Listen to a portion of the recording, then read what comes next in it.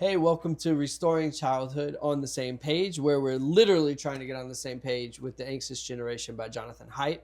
Today, we are discussing Chapter 7, What is Happening to Boys, where we are going to dive into specifically how the internet-based childhood is really shifted and changed for kids, but the specific negative impacts that it has on boys as opposed to girls. We have three amazing guests here with us today, and I'm going to let you all introduce yourselves, so we'll just start over here. Hey, I'm Jackson Williams. I'm the new assistant principal over at Upperman Middle School. I'm Frankie Jerome. Currently, I do IT with the Putnam County School System. I've been in the district for just my 21st year. I did a lot of work with SAC. 16 years of my tenure here is with SAC. So, long time in Putnam County. My name's Tony Hibbard. I'm the band director at Avery Trace, and I also have 4 kids and married. Yeah, so I thought about you all for different reasons, different entry points. You're obviously involved in the school system and also through like a technology lens, which I think is fits for the right. for the narrative here. Yeah, and then you've had like quite an amazing career so far, where like you've gone quick from teaching to admin, so you've been able to see, like, as a middle school teacher and now admin, you're getting to see quite a range of how this is impacting the students. And I know you, again, I think it's like the double whammy: parent, teacher, but band director is also different. We've had teachers here, but not a band director yet. And I think it takes a lot to hand children these devices, not electronic devices that make like the sound of the equivalent of choking a goose, and you hand it to an entire room of children, and you're like, go for it. I didn't know where that sentence was going. Not the direction I thought it was not going where you thought it was going. Well, we'll get into that later in the chapter. No, but yeah, I just think that's incredible. Like, it's a totally different type of teaching. There's a reason why I have a lot of gray hair. Okay, so, but yeah, I thought you could probably provide even a deeper insight than maybe just an average teacher could as well. So thank you all for being here. I really appreciate it, and I'm excited to get going. So let's just start off. I mean, the chapter is about what is happening to boys. The last episode that we did, it was specifically how social media in particularly is negatively impacting girls, and it's having a heavier impact. The author speaks about how, though boys are on social media and stuff, traditionally and generally, they're not so much on social media as much as the girls are, and they're not as heavily impacted in a negative way as the girls are with social media. Yeah. Now, there still is an impact, but there's that. Whereas boys are impacted in a different way. What are some of like the first things that kind of stood out to you about this chapter, or what were some of the immediate things that kind of hit you in the face? Sometimes I felt like this book was like written about my family sometimes, because we got my oldest daughter a phone too early, and then my second daughter got a phone too early. What and age? Then what ages? I don't remember for sure. It was probably 5th or 6th grade for both of them, early middle school. And then my third daughter still doesn't have one, and she's in 8th grade. My son is a 6th grader. He's nowhere near getting one. Is that a problem though? Like for your third daughter, like is she using that? Oh, sometimes the older sister's got it, before me. Yeah, well, when they were in 8th grade. Yeah. Sorry. It's a good impression, I'm sure. Yeah. Yeah. But my son, he's asked a couple times for a phone. He has no desire to be on social media. He wants to play Fortnite. Oh yeah. And he wants to play Minecraft. And when we punish the girls, we take away their phones. When we punish Andrew, we take away video games. Yeah. And that's what this chapter's about. Exactly. Yeah. Hit the nail on the head for sure. Yeah. What you say it was about your family. I was reading it. I was like, I thought I was going to be, so I'm raising our niece and nephew. My sister-in-law passed away a year ago, and we're in the process of adopting them. And I was like, he is highly addicted to technology. Now, he does have ADHD, and he fixates on certain things, and video games is, it's like that for a lot of kids. And I was like, this is going to be about him. I'm going to learn so much. I was like, no, this is about me. I was like, this was me when I was a kid, because, it talks about the video games, the rise of video games, and, I was there for the NES, and that's when I got into it. And I was heavily addicted. Between my 8th grade and my 9th grade summer, like I would stay up all night. I'd see my mom off to work in the morning at 7 a.m. I'd still be awake because I was on the computer all night. And I saw more me than him. Now there's plenty of examples about, that I took away from my nephew in there, but, I think it's a little different for him because of his ADHD. And also I'm still learning him as a child, as a kid. I'm still getting to know him. But yeah, I thought it hit me on a personal level. I was like, that was me, 100%.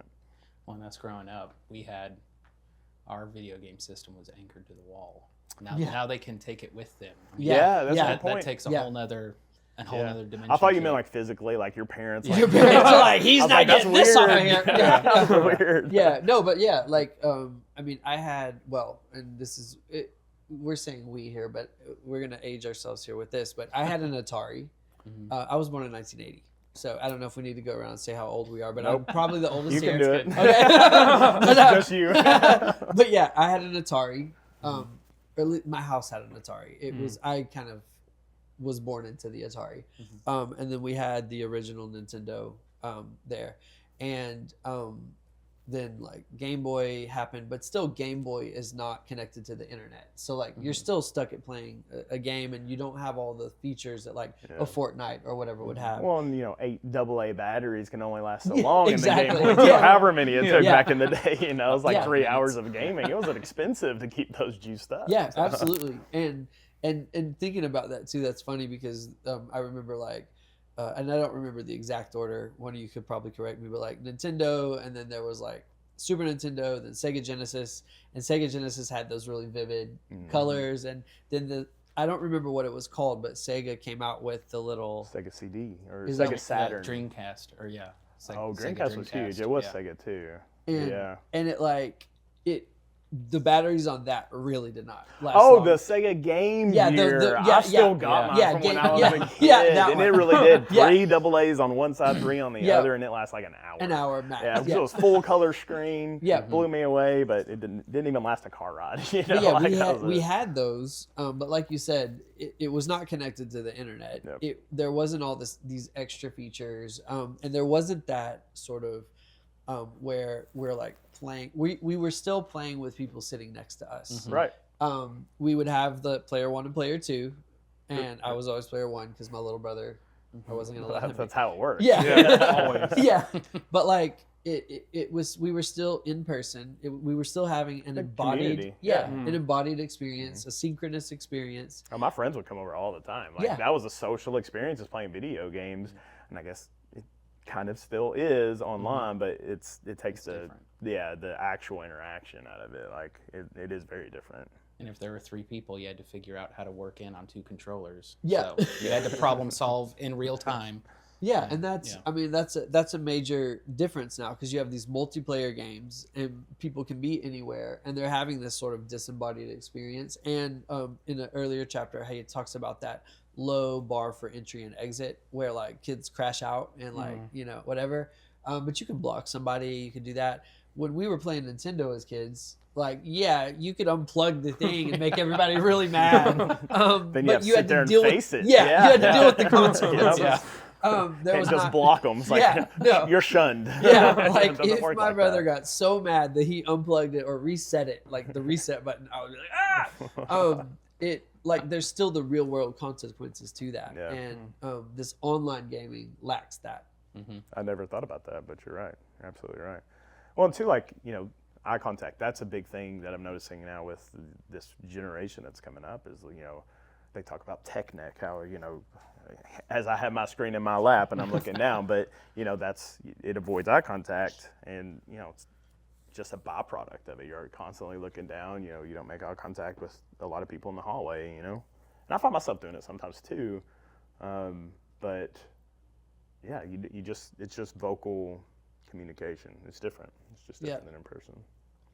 Yeah, and like I was thankful growing up. Like whenever I was growing up, we had the Nintendo DS, and then I had a GameCube was my first console. Making us look old. Yeah, so you have to say that, but Generational. I don't know. Y'all are over here talking. I'm like, yeah, cool. Yeah, All like great Atari, and things. you're like, what? Yeah, I've heard of those. Yeah, I've heard of them. But so we had a DS, and then we had a GameCube, then we had a Wii, and then we kind of died off after that. We tried the PlayStation and stuff, but it wasn't as fun because where I was growing up, back in Lawrence County, we didn't have high-speed internet. My first experience with high-speed internet was when I came to college. I thought that was the coolest thing because we got Netflix on the CDs, on the DVDs, delivered to the house. So I got up here. But so we didn't really have the internet access. But when I got to college, I saw how intense it was. Just people like, hey, you should play with me online. I'm like, I don't know what that means. I'm like, explain like I'm 5. Yeah, please tell me. I don't have the console. Do you have one? Yeah. I'll come play, but I'm not good. But just my brother and I, we just didn't really have those experiences once it moved over because of that. And I'm extremely grateful for that. But I really liked in this chapter because it solidified a lot of the things I've talked to my mom and my brother about with this new generation, especially with boys, and just how they're not doing what we used to do at recess. Like you're not seeing the amount of play that at recess that we had growing up. Right. That was one of my favorite parts of the chapter was how it sounds like a good thing, but there's less child injuries being reported in the hospitals. That sounds great. Like, who wouldn't want that? But in reality, that means they're just doing less active things. They're not playing outside. They're not taking the risk. Like the book talks about. I was like, that is an interesting way of thinking about it. I saw a thing that basically is like, don't tell your kids to be careful. Like, you're scared for them, but as soon as you tell them to be careful, they become scared. Yeah. You're sharing your fear with them. And like, my kids were running down our gravel driveway, like full speed, downhill in flip-flops. Like, my gosh, like, they're going to face plant. It's going to be terrible. And I do want them to be careful, but I was like, I'm not going to say it. Like, they just need to learn. They need to do these things on their own and, realize that, pain is temporary, but we learned something along the way. Like it's just part of life. Well, and it's in those learning things like that, running down the gravel driveway and learning from the fall, or at recess, the rough and tumble play, the figuring things out, not just being able to block somebody because they didn't play the game the way that you wanted them to. Kids are missing out on that. And when I look at the difference between how all of this is impacting girls and boys differently, that's the main thing that stands out. And that's what he highlights in this chapter is like social media for girls is the thing that is really causing like their self-esteem images and all that. The main thing that stands out here is he even says the hours spent of them playing video games is not necessarily even that bad. Like, he doesn't say it in that way. He says it in a much better way. But it's what they're missing out on in the real world that is kind of crippling them as being independent, autonomous, and all that. Because we need that, but boys need it even more than girls. That risky play, the chance of getting hurt, the chance of, whatever. And then all the problem solving and the skills that come along with that. Yeah, one of the things I really liked that he said was whenever he's talking about with social media and girls, we're seeing a rise in anxiety. But when it comes to boys, we're seeing a lot of withdrawal. Yeah. Like our boys are not necessarily feeling as anxious. They're just not putting themselves out there as much. They're perfectly fine. Less confident. Yeah, they're perfectly fine being the kid that nobody notices in the back of the room. And it said something about, again, he says it much better than this, but it's not always the one acting out. Like, because, they're always like, the boys are acting out for attention. Yeah. Well, we also have to remember that there's these boys who just are perfectly fine not taking that risk, not putting themselves out there. I thought that was super interesting. Because once I read it, I was like, yeah. And I was able to remember seeing this actually taking place. Yeah, it's just a different lens. Like, you think, like, okay, he's not a problem. He's in the back. He's not causing any ruckus at all. And through my years at SAC, I say this about a lot of kids, like the ones that would kind of get in trouble, not really bad trouble, but the ones that get in trouble a little bit, like they're the big personality kids are the ones I remember, like, and they weren't necessarily the good kids. And I do remember some of the good kids too, but it's the big personalities, and that's what they're not getting from video games. Like they're just, like the book says, happy being in the back, just being invisible, which is sad. Well, it gets taken to the extreme. He mentions the sort of subculture. It started as a Japanese subculture, and then it's even kind of appeared in other places here in America and other places. But the hikikomori lifestyle, where he talks about that they like, it might actually start with social anxiety or something like that. It starts as kind of this like whatever. And he says they calm their anxieties by staying inside, but the longer they stay in, the less competent they become in the outside world, fueling their anxiety about the outside world. They are trapped. And he talks about these hikikomori young men who live with their parents, stay in the room, even have litter boxes where they don't have to leave their room to use the bathroom. Yeah, that blew my mind when I read that. I was like, there's that rumor that I think it started on, Joe Rogan Entertainment or whatever about the litter boxes in schools. Yeah. Like, it's actually a thing in Japan, and that just blew my mind. But it's cyclical, right? Like it's like, you withdraw because you're anxious and you don't want to go into society, but that anxiety is only going to build because the less time you spend out there, you just got to face your fears. You got to break the cycle, but the longer you stay in that cycle, the harder it gets. Yeah. So it's rough. I'm sure 4 years ago didn't help that when we all had to stay inside. It kind of accelerated a lot of that. Yeah, and I think about that a lot. How because I think that is what sort of. That's why when I read this book, I was like, I thought it was that, but it's this. It's all of it. Mm-hmm. But like I was seeing things in the classroom already in the schools that I worked in. And then the pandemic, the shutdown happened. And all of the stuff that was already there, all of this stuff was already happening since 2010.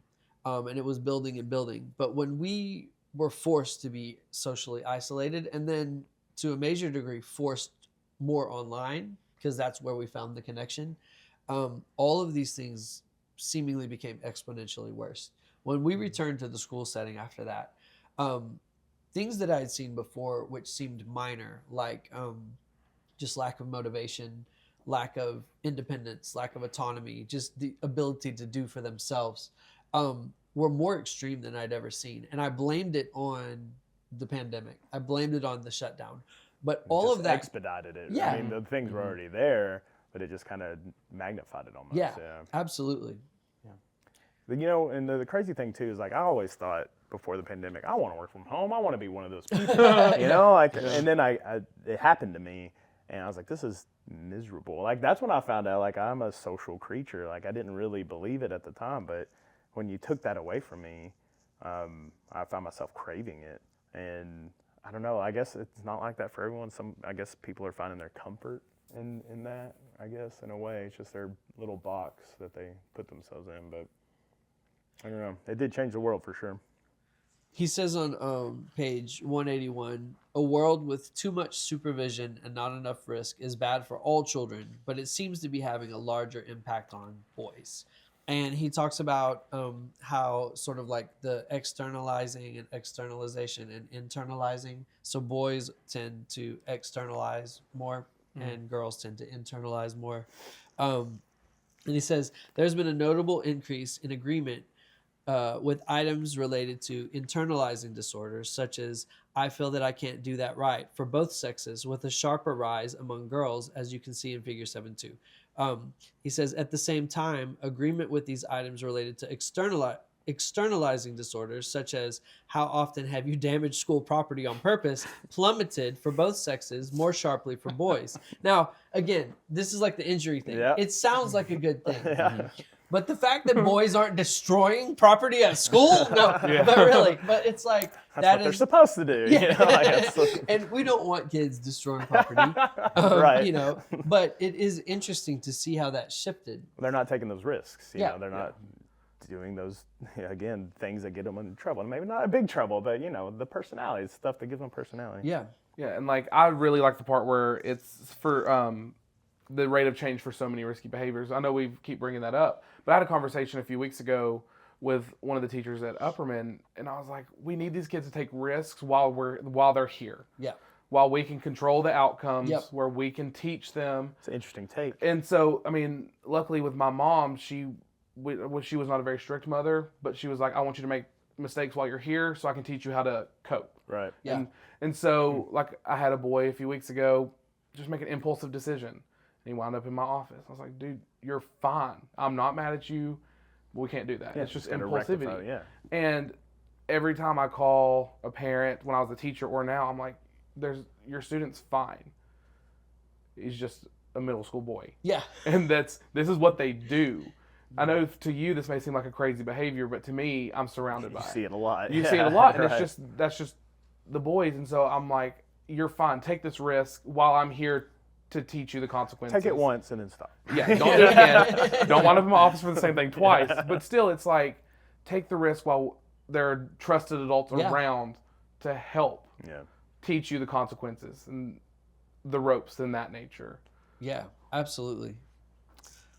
Really did like, so I don't want to say too much, but my in-laws, my wife's Mexican. She's a teacher in the school system, and you know, her parents are Generation Zero. You know, they come up from Mexico, and my wife's technically Generation One. So they have a lot of, you know, just cultural differences. You know, like, I'm letting my kids go outside and play. You know, we've got a yard and they're barefoot, and they're like, no, don't do that. Put on shoes. Don't climb the trees. I'm like, oh no, it's okay.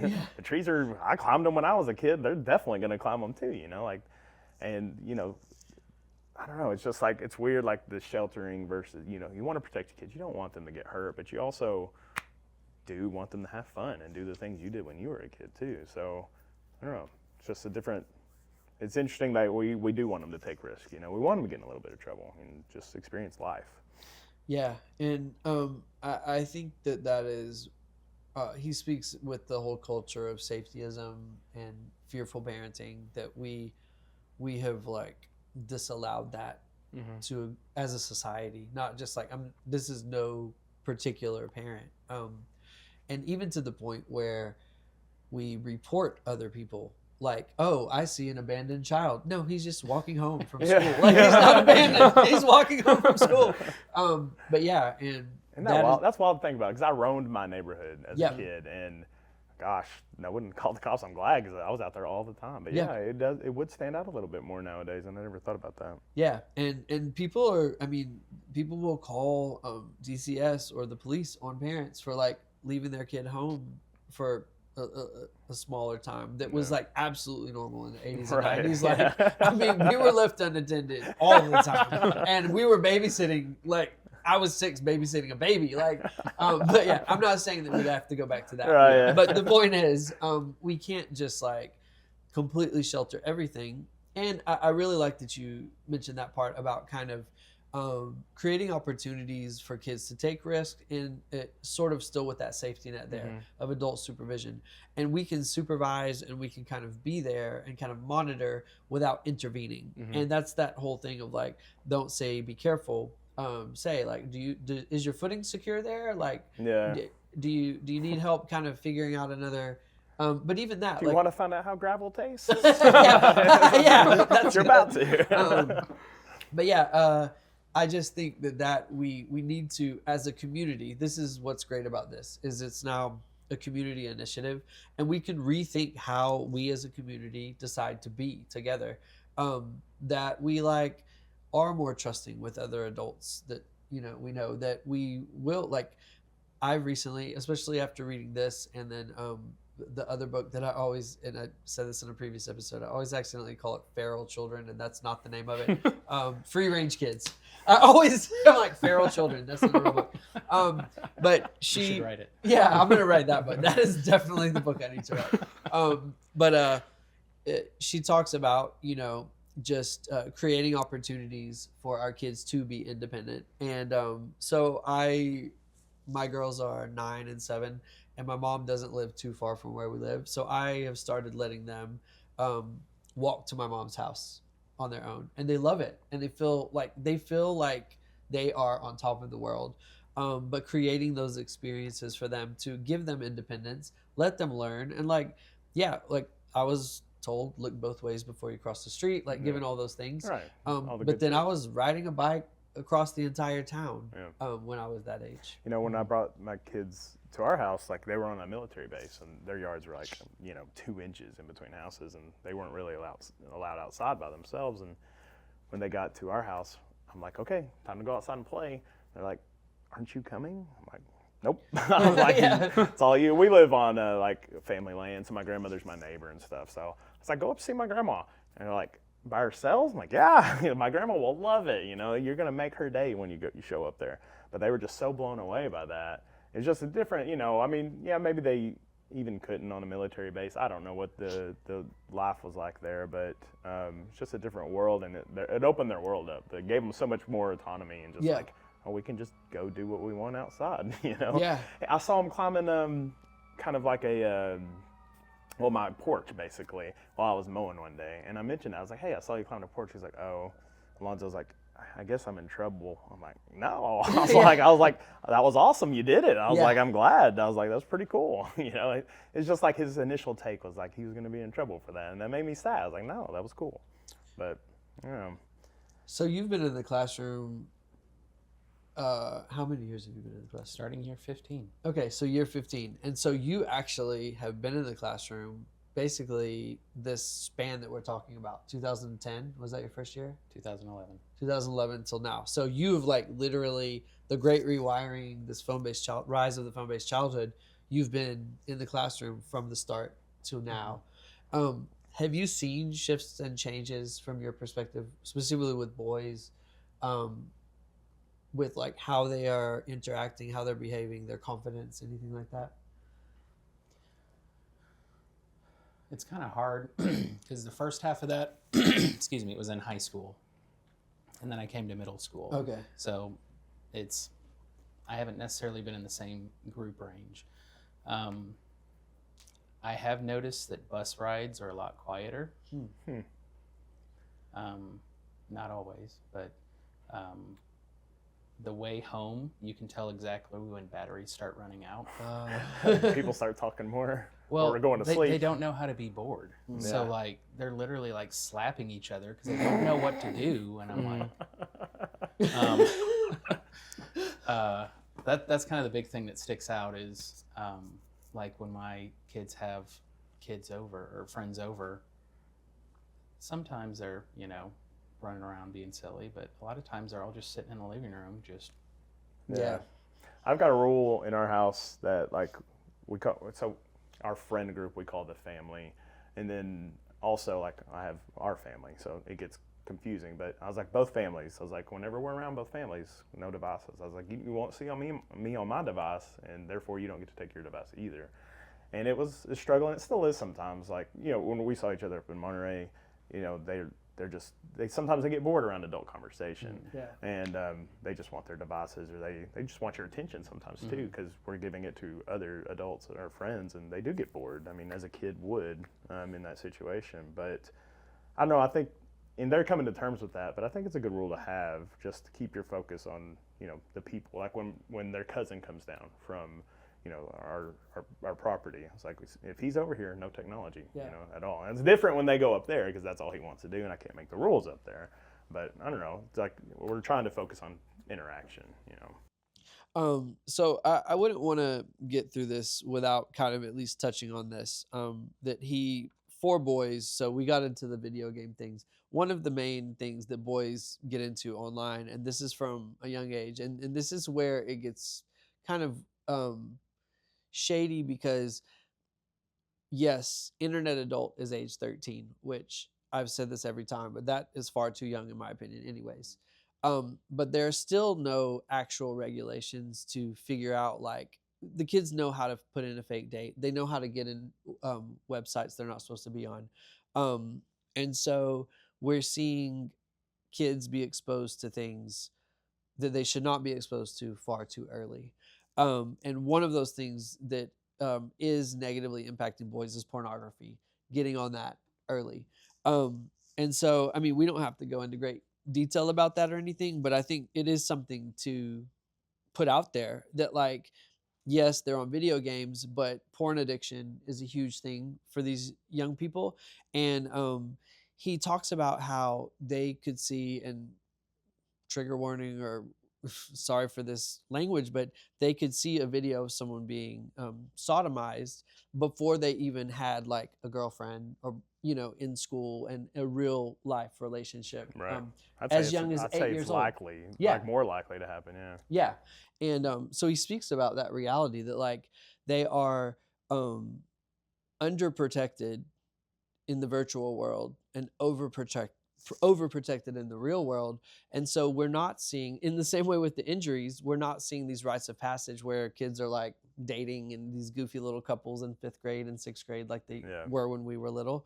But they're like exposed to all this wild stuff online that is like hardcore porn in this, and then some of them are getting into cycles of addiction with that. I think the whole chapter touches on just the dopamine, endorphin release that you get from video games, you get from porn, you get from even social media, because you get those quick laughs, you know, like you just scroll, 15 seconds, they won't watch a video longer than like 30 seconds now. Yeah. And it just comes back to the quickest way to get those endorphins, and if they can get it from somewhere other than society, other than socializing, they can get it from their phone. Like this handheld device that they carry around with them all the time is a quick dopamine, just endorphin release. So they're not going to chase the girls. They're not going to, they're not going to chase the progress. So, like that's what I tell Alonzo. Like he is highly addicted to his video games, and he acknowledges that. But I'm like, progress is addicting. And, now that I've taken a step back, like I used to be really heavy, I've gotten fitter and stuff, and that progress is addicting to me now. And it's replaced the progress that feeling I would get when I progressed in video games, because I still had that need to play video games all the time. But I get that progression feeling from that, from real life now. So it's just replacing one dopamine fix with a very, superficial one is the way I see it. It comes with the porn, it comes with the video games. Just all of it. The social interaction too. They feel like they're getting a social interaction, but it's not a true social interaction. Yeah, they're thriving off this instant gratification. Yeah. They're not having to wait for anything. So, I mean, as teachers, as educators, or just people in general having a conversation, we're competing with kids and people who are used to that instant gratification, to this, okay, 15 seconds, we're done. Like 30 seconds, I can move on to the next thing. I don't have to stay here and talk to you. In the classroom, we're really seeing a rise in that, because we are battling these kids who are addicted to TikToks, whose brains and their capacity to focus for longer than a minute. Yeah. And so it seems like it's the attention span gets shorter and shorter and shorter every time I look at it. Yep. And I'm like, as a teacher, I can't change what I'm doing every minute. Right. And so it's just difficult. And I think that we're kind of starting to move in the right direction in Putnam County with our new cell phone policy that's been implemented this year. I think it's been super successful from what I've seen as an administrator thus far, because kids aren't trying to hide on their phones and play video games at lunch. Yeah. They're not trying to hide behind trees at recess. Like we're seeing, they got to look up in class. They actually have to look up and talk. They're not trying to hide these things anymore. And so I think we're on the right track. Yeah. It's just, what else can we do? I had really expected to see more pushback from the kids, to be honest. I expected to see more, anger, anxiousness, that type of stuff. And I thought the pitchforks were going to come out. Yeah. Like, even from parents. I was expecting a bloodbath. Yeah. And I will say, for the most part, if I had to sum up the main thing that I'm seeing, it's relief. And that is very interesting. Mm-hmm. The looks on their faces look like relief to me. They look lighter. Their interactions seem more real. We still are trying to get them back in the classroom. Like, I know this attention thing you're speaking about, still we're battling that in the classroom.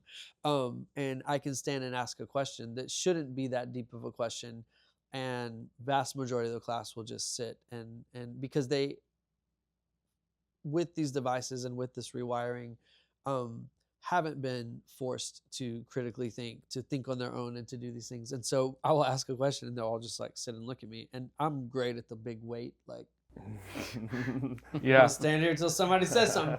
But I will say, like, I agree with you that I didn't know what to expect. And I'm pleased, like we have 1/4 of the reforms that he speaks about early on in the book, in the introduction, already, successfully done here.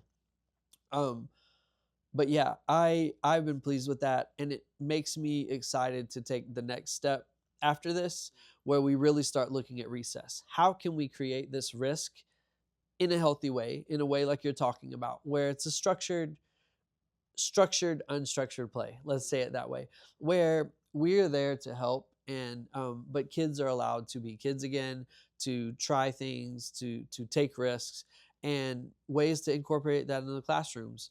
And where we start looking at recess and say, like, some middle schools, they're only going out for 18 minutes a day. That to me is not long enough for that age kid.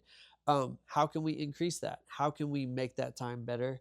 I'm excited for that level now that we've got the cell phones kind of out of the way in the school setting.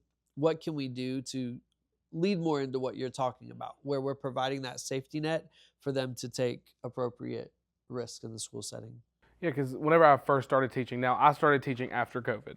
I did my student teaching right as we came back from opening up with the masks and all that fun stuff. Oh yeah. But my first year teaching was whenever the masks were gone. And so it really shocked me, like, whenever I went outside with my 8th graders, I was like, guys, we have recess. This is awesome for y'all. And when I was in 8th grade, we didn't have it. We had break, which was a 10-minute time between classes instead of 5. Yeah, sounds terrible. Yeah, it was break. Yeah, break. And so I was shocked at the amount of the kids that just weren't doing anything. Yeah. They were just sitting on the benches. They were sitting on the turf field that like between the soccer goals. And so as we've gone on, there's people got hit in the head with a ball a few times from the kids that were playing soccer. And so they moved from there. But we had a gaga ball pit that was never really used. The kids would just hide inside of it. And so I think we are really needing to get back to that point where the kids are coming up with their own games, where they are not afraid to fail. Yep. Because in video games, like you said, if you fail, you can just respawn. Yep. In real life, if you fail, there's people there looking at you. And how do you respond to that? Yep. And that's a lesson that we need to learn, like, socially. Like, because if you don't, I don't know, failure is like, that's the biggest teacher. Like, that's... It's one thing I get to teach in band is with all my beginners, I have to listen to them individually. And the only way to do that is to have them play by themselves. And I give them the heads up that, like, everybody in here at some point is going to crash and burn. And it's okay. Nobody has ever died doing a playing test in band. But to see kids who have never really failed at anything really struggle. Yeah. And then the next time it's a little bit easier. And the next time it's a little bit easier. And just to see their confidence slowly get built up when, that first time they're bawling their eyes out, but they're still making it through. Yeah. And to them, the world is over, but just for tomorrow's another day. Yeah. Well, and I spoke about myself when I was reading this book. I used to, like I said, I was highly addicted to the internet and video games, and I had social anxiety, and I'd tell my wife all the time, I still do. But you get better at something by facing that fear over and over again. You don't, like, you can run from the monster and it's always going to be behind you, or you can turn and face it. And the more you turn and face it, the less scary it gets.